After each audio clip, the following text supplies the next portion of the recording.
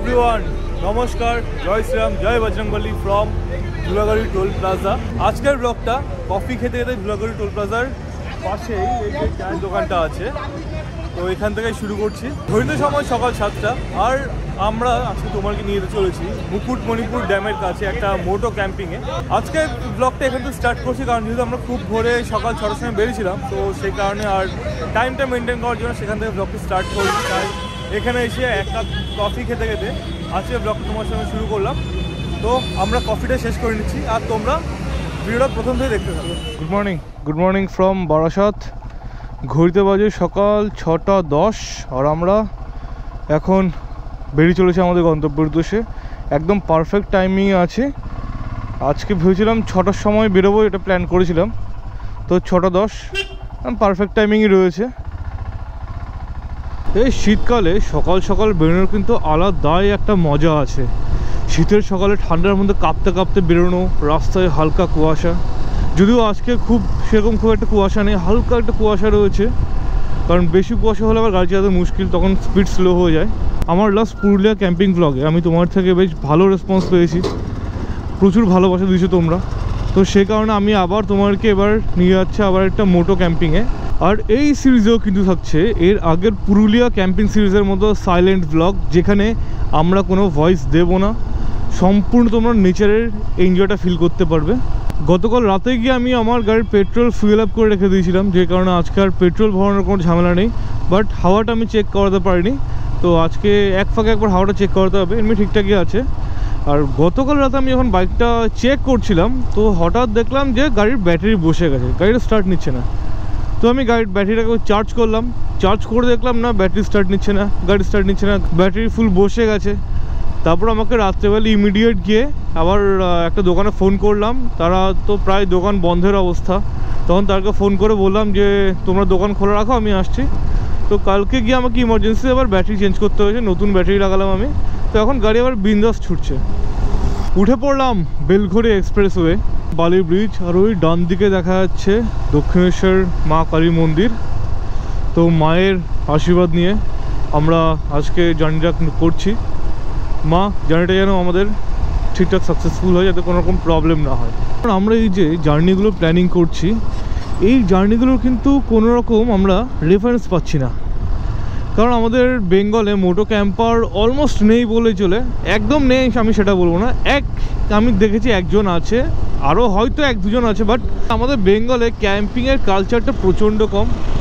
আর আমরা যেসব জায়গাগুলো প্ল্যানিং করি সেসব জায়গা তারা কেউ কভার করেনি, তো সেই কারণে আমার কাছে জিরো নলেজ থাকে।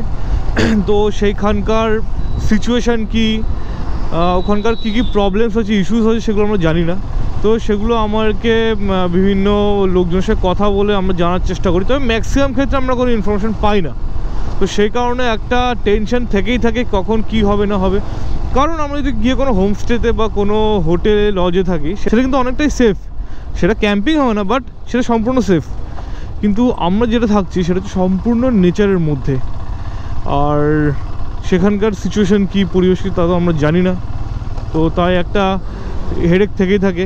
তবে তোমার কোনো প্রবলেম নেই, কারণ তোমরা যদি আমার কভার করা এরিয়াগুলোতে ক্যাম্পিং করতে চাও, সেক্ষেত্রে তোমরা কিন্তু আমার ভিডিও থেকে একটা রেফারেন্স পেয়ে যাবে তার সিচুয়েশান কী। আর আমি সবসময় চেষ্টা করি যতটা ম্যাক্সিমাম ইনফরমেশান দেওয়ার তোমাকে দিতে।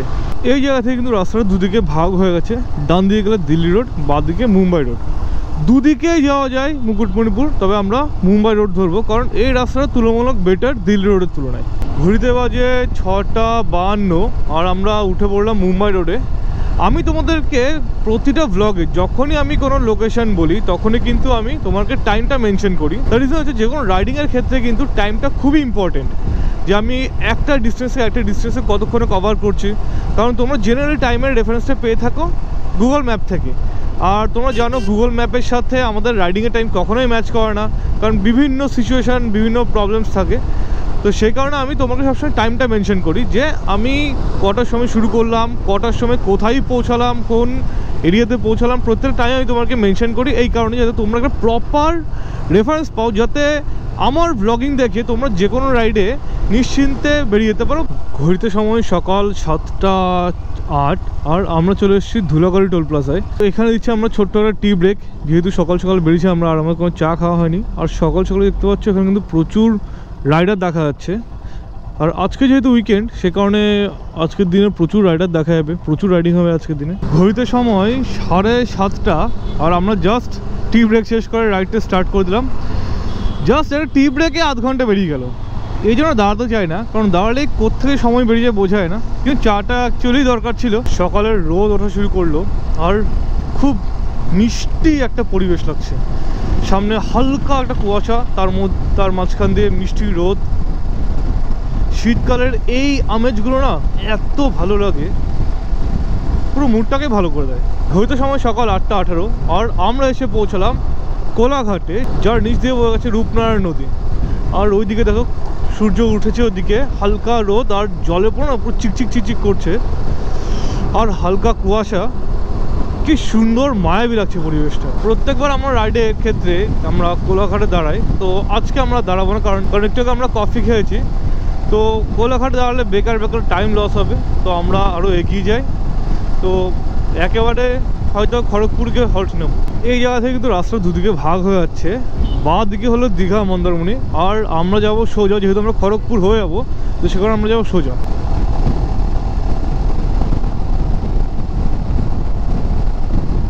কোলাঘাট ক্রস করার একটু পর থেকে চারপাশের পরিবেশ এত সুন্দর হয়ে গেছে না। দেখো কুয়াশা আর দুপাশে কিন্তু এই মুহূর্তে পুরো সোনালি, মানে যেহেতু ধানগুলো সব কেটে ফেলা হয়েছে, তাই ধানের যে গোড়াগুলো রয়ে গেছে সে কারণে পুরো মাঠটাকে সোনালি দেখতে লাগছে। আর কিছু কিছু জায়গায় জায়গায় পুরো হলুদ সর্ষের চাষ হচ্ছে। ঘড়িতে সময় 8:58 আর আমরা চলে আসলাম Debra toll plaza. Wow man, চারপাশে দেখো কি সুন্দর, পুরো গোল্ডেন কালার হয়েছে। আর তোমার ডান দিকটা দেখো কি সুন্দর টাইম লাগছে বলো। ওয়াও, ওফ, দারুণ লাগছে, দারুণ।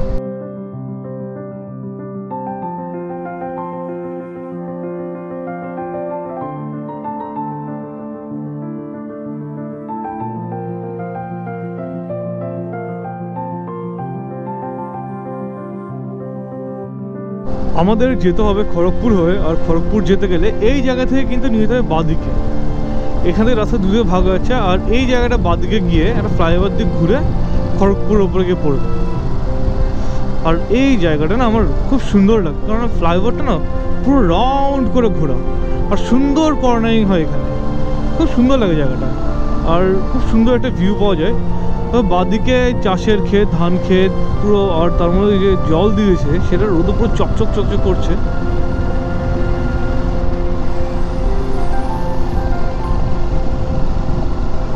চলে এলাম আমরা খড়গপুর 4 মাথার মোড়ে। এখান থেকে সোজা গেলে হচ্ছে বেহারাগোড়া হয়ে, এখান থেকে সোজা গেলে হলো উড়িষ্যা, ঝাড়খণ্ড। আর আমরা যাব ডান দিকে। আমাদের ঠিক নিচ দিয়ে কিন্তু বয়ে গেছে কংসাবতী নদী।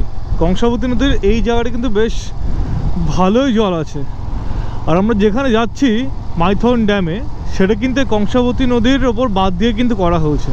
তো এই ডান দিকে চোখে পড়লো একটা বাবলু হোটেল নামে ধাবা, দেখি ওখানে গিয়ে দেখি কী পাওয়া যায়। তো আমরা আমাদের ব্রেকফাস্টটা কমপ্লিট করেই আবার আমাদের রাইড শুরু করে দিলাম। আমরা চলে আসলাম আমাদের আজকের দিনের 3 নম্বর টোল প্লাজায়।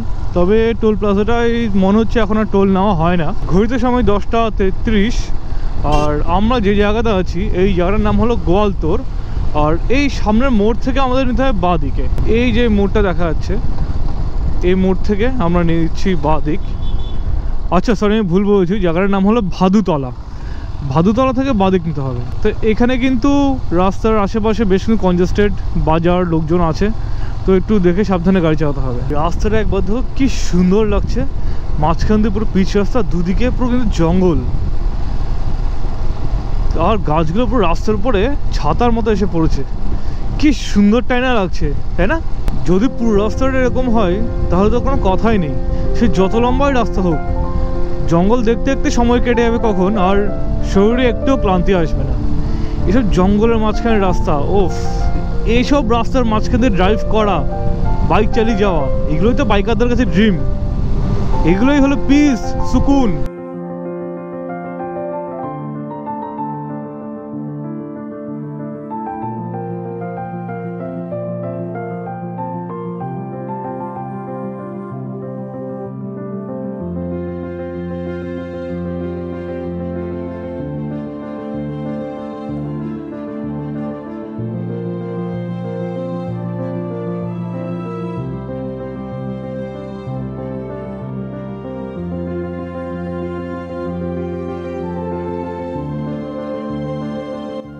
যেতে যেতে হঠাৎ আমাদের পথ আগলে দাঁড়ালো কংসাবতী নদী। আমরা তো নদীর পাড়ে এসেই যেন আকাশ থেকে পড়লাম। আরে রাস্তা কোথায়? ভালো মতো খেয়াল করতে দেখলাম যেহেতু নদীতে জলের পরিমাণ খুবই কম, তো সেই কারণে সমস্ত গাড়িগুলো ডিরেক্টলি রিভার বেডের উপর দিয়ে চালিয়ে যাচ্ছে। ইনফ্যাক্ট ছোট গাড়ি থেকে শুরু করে বড় গাড়ি, ইনফ্যাক্ট লরি অবধি নদীর চরের উপর দিয়েই যাচ্ছে।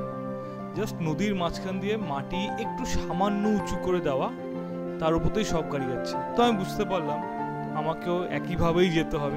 আমরা আবার শুরু করে দিলাম আমাদের যাত্রা। এক অসাধারণ অভিজ্ঞতা হলো নদীর ওপর দিয়ে গাড়ি চালানোর। আর দেখলাম নদীর জলে গ্রামের সমস্ত পুরুষ এবং মহিলারা স্নান করছে। আর জলটা তোমরা দেখতে পাচ্ছ পুরো স্বচ্ছ এবং নীল। কিছুক্ষণের মধ্যে আমরা চলে আসলাম মুকুটমণিপুর ড্যামে। এই তোমরা আমার ডান দিকে দেখতে পাচ্ছ মুকুটমণিপুর ড্যাম, এখান থেকে আবছা দেখা যাচ্ছে।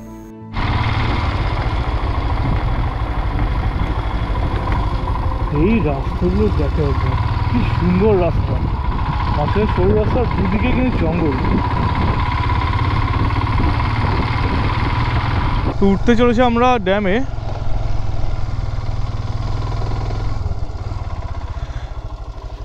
তো এই হলো মুকুটমণিপুর ড্যাম। তো আমরা প্রথমে একটু খাওয়া দাওয়ার ব্যবস্থা করিনি, আগে লাঞ্চটা করিনি আমরা, কারণ অলরেডি 1টা বাজতে যায়। তারপর আমরা আমাদের ক্যাম্পিং সাইটটার দিকে যাবো। দেখি কোথায় কী খাবার আছে। ওই সামনে একটা হোটেল দেখা যাচ্ছে, এই সুজন হিন্দু হোটেলে আমরা আমাদের লাঞ্চটা কমপ্লিট করলাম। এই হোটেল থেকে আমি আমার জল কালেক্ট করে নিয়েছি। দুদিকে আমার জলের জারিকান রাখা আছে, তোমাকে আমি ক্যাম্পে গিয়ে সেটআপটা দেখাবো। এখন আমাদের গন্তব্য হলো ওই যে ওইদিকে যে আইল্যান্ড টাইপের দেখা যাচ্ছে, ওটা হলো আমাদের গন্তব্য। তো ওখানে আমরা যাব নৌকা করে, এই সামনে থেকে আমরা নৌকা ধরবো। নৌকা ঘাটটা হলো এদিকেই। এখন মেইন ভয় হচ্ছে এই এত ভারী বাইকটাকে বোটে কী করে তুলবো, এটাই মেইন টেনশন। দেখি দেখা যাক কী হয়। এই সব নৌকা দাঁড়িয়ে আছে এখানে। এই জায়গা থেকে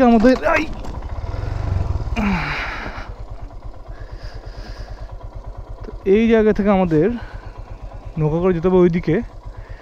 তো একটা নৌকা তো বেরিয়ে যাচ্ছে, দেখি পরের নৌকাটাই যাবো হয়তো। আমরা চলে আসলাম এখন নৌকা ঘাটের কাছে, আর আমরা যাব ঠিক ওই পার্টটাই, ওখানটা হলো দোলাডাঙ্গা। তো আমাদের নৌকার জন্য ওয়েট করতে হবে, কখন নৌকা আসে তারপর নৌকা করে পাড়িয়ে যেতে হবে। অ্যাকচুয়ালি আমাকে গুগল ম্যাপে যে রুটটা দেখিয়েছে সেটা হিসেবে আমাকে নৌকা করেই যেতে হবে। যদি অল্টারনেটিভ রুট থাকলে, আমি জানি না আছে কি না, আই থিঙ্ক আছে, থাকলে সেটা আমাদের তাহলে নৌকা করে যেতে হতো না। যে কোনো প্রবলেমে একটা নৌকার এক্সপিরিয়েন্স হয়ে যাবে। তবে আমি মেইন ভয়টা পাচ্ছি, আমার এত ভারী বাইক, তারপর ফুললি লোডেড হয়ে আছে, তোমরা দেখতে পাচ্ছ ফুল লোডেড। তো এই নৌকা এই বাইকটা আমি নৌকায় কী করে তুলবো, দূর থেকে পড়ে যাবে কিনা সেটাই ভয় পাচ্ছি আমি।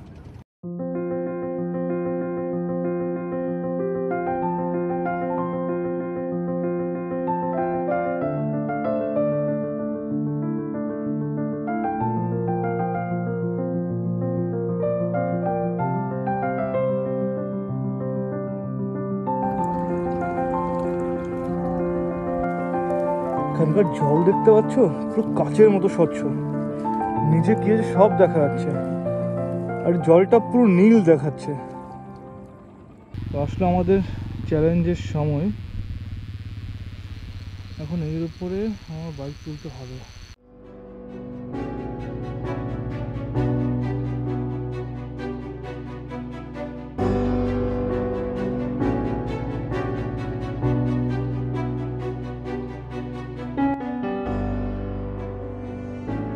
বাইকটা আমার নৌকার উপরে ইজিলি উঠে গেল, কারণ যেহেতু কাঠের পাটাতনটা দেওয়া ছিল, তো সেই কারণে গাড়িটা তুলতে অতটা কষ্ট হয়নি যতটা ভেবেছিলাম। চালিয়ে দিল, তো ছেড়ে দিল আমাদের নৌকো। আর জলটা এখানে দেখতে পাচ্ছ পুরো নিচে মাটি সব দেখা যাচ্ছে, পুরো স্বচ্ছ জল একদম।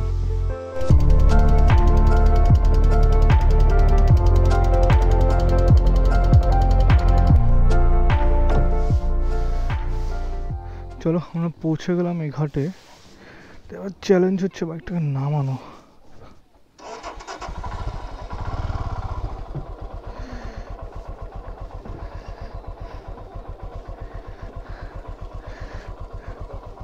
কাঠটাকে একটু এদিকে দেওয়া যাবে, কাঠটাকে একটু এদিকে দেওয়া যাবে, ওরা নেমে যাক, তাও দিও এই গাছটা একটু দিকে সরিয়ে দিতে পারবে?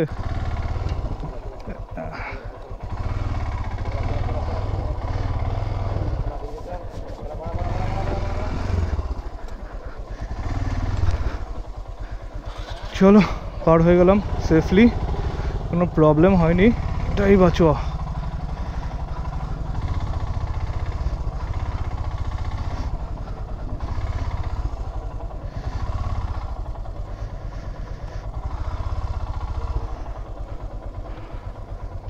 দুজন আর গাড়ি, দুজন মানুষ আর গাড়ি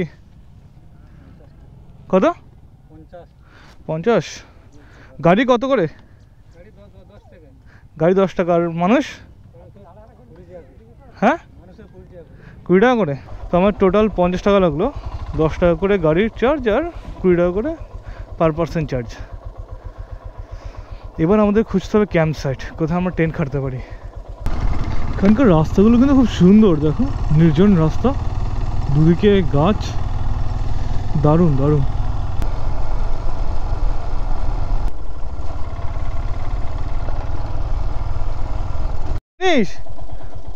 পুরো পরিচিত, পুরো পরিচিত কি ইউটিউব সাবস্ক্রাইবার নাকি? এই কি বলিস, এখানে ক্যাম্পিং করে থাকতে যাবি? চল আছি, তোর কাছেই আছি আজকে। হ্যাঁ ঠিক আছে, ঠিক আছে, দেখা হবে, টাটা টাটা, ঠিক আছে। এই সাবাস, দারুণ জায়গা। তো বন্ধুরা, আমরা আমাদের ক্যাম্পিং প্লেস পেয়ে গেছি, দারুণ একটা জায়গায়, একদম জলের কাছে। তবে এখানটা একটু নোংরা হয়ে আছে, বোধহয় এর আগে কেউ পিকনিক করেছে। সাধারণত লোকেরা তো পিকনিক করে আর পরিষ্কার করে না, দুর্ভাগ্য। তো আমরা সেটা করব না। তো এই জায়গাটা কেমন হয় বলো তোমরা? সুস্মিতার সাজেশনে আমি এই জায়গাটা চুজ করলাম, যেখান থেকে ওপেন মুকুটমণিপুর ড্যামের ভিউ দেখা যাচ্ছে। আর ও আমাকে বলল যে এই দিকটা হলো পশ্চিম দিক, তো সেই কারণে কি সকালবেলাও এখানে রোদটা আসবে না। আর আমার দিকটা হলো পূর্ব দিক, এই সাইডটা হলো পূর্ব দিক। তো এই জঙ্গলের মধ্যে আমরা আছি। প্রথমে আমরা যখন আসছিলাম ঠিক ওখান থেকে একটু দূরে, খানিকটা দূরে কিন্তু শ্মশান আছে, ফার্স্টে আমরা ভুল করে ওখানে ঢুকে গেছিলাম। তারপর আবার বেরিয়ে আসলাম, বেরিয়ে এসে এখন এই জায়গাটায় চুজ করলাম। তো এই এপিসোডটা আমি এখানেই শেষ করছি, তার কারণ আমি এর পরে যে নেক্সট এপিসোডটা আসছে সেটা হবে ASMR ভিডিও। মানে সেখানে আমি কোনো রকম ভয়েস দেবো না, কোনো মিউজিক অ্যাড করবো না, সেখানে সম্পূর্ণ ন্যাচারাল সাউন্ড থাকবে, পুরো তোমার ন্যাচারাল ফিলটা পাবে। তো সে কারণে আমি এই এপিসোডটা এখানে শেষ করছি, আর লম্বা করছি না। যখন নেক্সট এপিসোড আসবে সঙ্গে সঙ্গে গিয়ে এপিসোডটা দেখো। তো দেখা হচ্ছে তোমার সাথে নেক্সট এপিসোডে, সেখানে আমি আমার ক্যাম্পিং করা থেকে শুরু করে সব তোমাকে দেখাচ্ছি ইন ডিটেল। তো এখন গুড বাই।